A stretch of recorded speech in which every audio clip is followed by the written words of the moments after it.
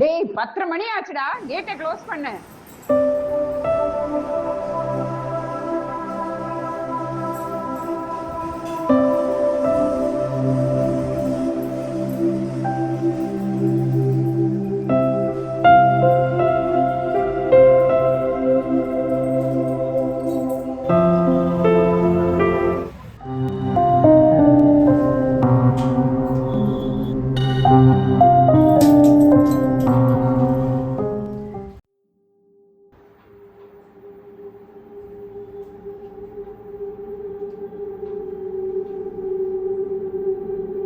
டேய், அது எடுக்காதடா.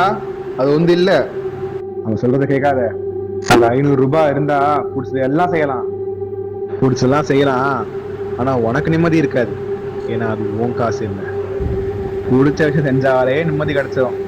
இப்ப நீ எடுக்கலான்னா வேற யாராச்சும் எடுக்க போறாங்க. நீ ஏன் எடுத்துரு.